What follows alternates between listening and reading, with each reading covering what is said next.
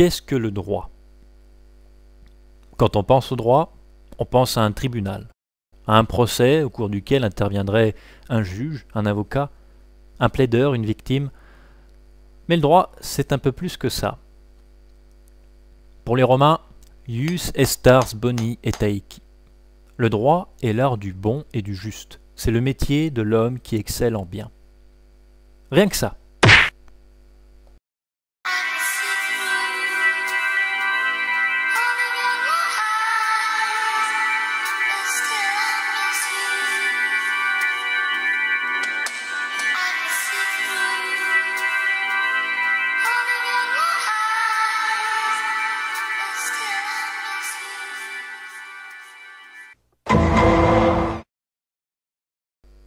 Avant de se lancer, il est important d'établir une summa divisio, une division fondamentale, car le droit est un mot polysème.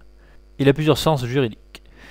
En effet, d'un côté, on trouve le droit objectif, qui désigne l'ensemble des règles organisant les rapports entre hommes. C'est la loi en général, les lois.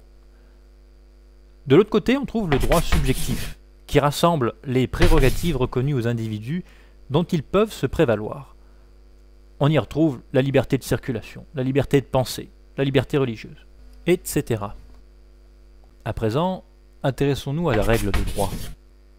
La règle de droit a plusieurs caractères. Tout d'abord, elle a un caractère général et impersonnel, c'est-à-dire qu'elle a vocation à s'appliquer à l'ensemble des individus. Elle a une finalité sociale qui est celle d'organiser la société, et d'autre part, elle a un caractère extérieur, c'est-à-dire que les gens ne se l'appliquent pas d'eux-mêmes, c'est une suggestion imposée de l'extérieur. Cependant, si l'on s'en tient à ces trois caractères, la règle de droit n'est pas si différente d'autres règles de conduite de la vie en société, telles que la morale, la religion, les règles de bienséance. Et c'est pourquoi il existe un caractère spécifique à la règle de droit, c'est la coercition étatique. Il est nécessaire qu'elle soit respectée et elle est imposée, ou bien elle s'applique par défaut lorsque les individus n'ont pas convenu entre eux d'une autre règle. L'État peut donc être amené à demander l'exécution contrainte de la règle de droit, ou bien la réparation des conséquences du non-respect de cette règle de droit, comme les dommages et intérêts, ou encore la punition, lorsque la personne s'est abstenue de respecter la règle de droit. Le droit objectif s'insère dans différents ordres juridiques. Il y a l'ordre juridique international, l'ordre juridique communautaire et l'ordre juridique interne.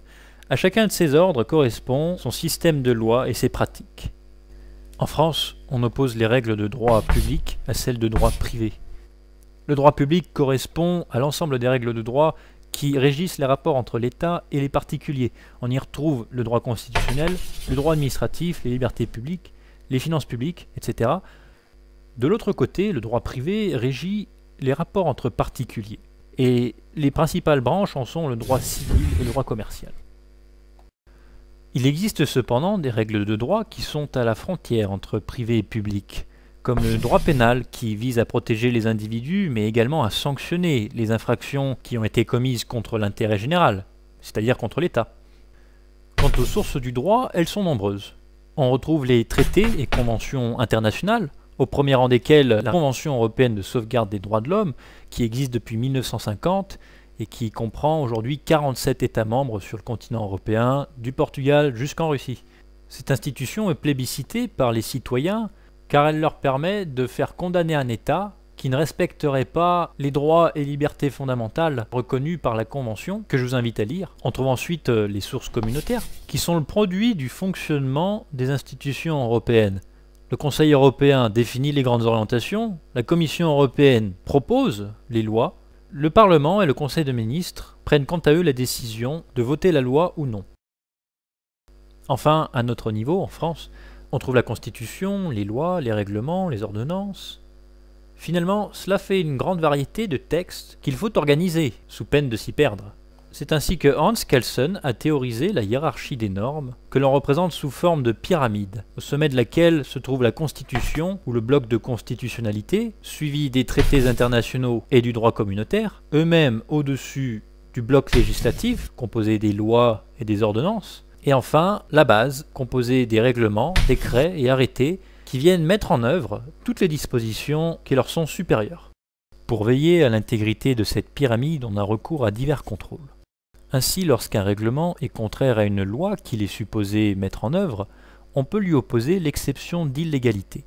Un particulier pourra ainsi faire valoir lors d'un procès que le règlement invoqué contre lui est en contradiction avec une norme d'autorité supérieure. Si le règlement est invoqué dans les 2 mois suivant la publication du texte, il y a moyen d'utiliser le recours pour excès de pouvoir qui permet d'annuler, de faire disparaître le règlement. On retrouve également le contrôle de conformité du traité ou du règlement communautaire à la Constitution, ce qui peut donner lieu, s'il y a contradiction entre les 2 textes, à un changement dans la Constitution.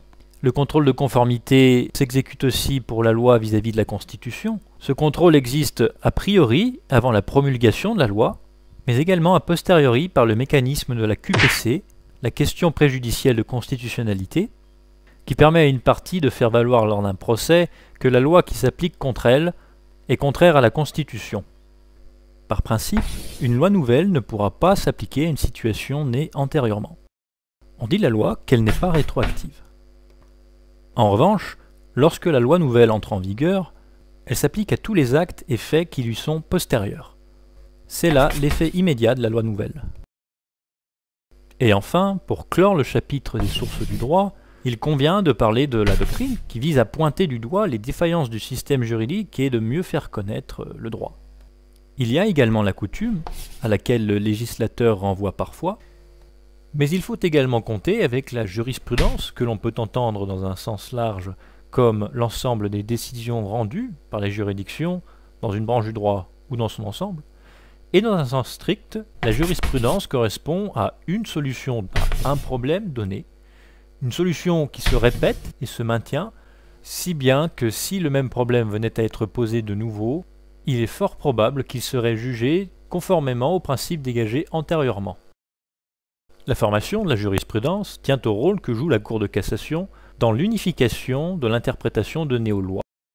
En effet, le souci de sécurité juridique pousse les juridictions à être lisibles dans la manière où elles appliquent le droit, et l'organisation judiciaire participe à la formation de la jurisprudence, puisque à l'issue du procès en première instance, il est possible de faire appel, à la suite de l'appel, il est possible de se pourvoir en cassation.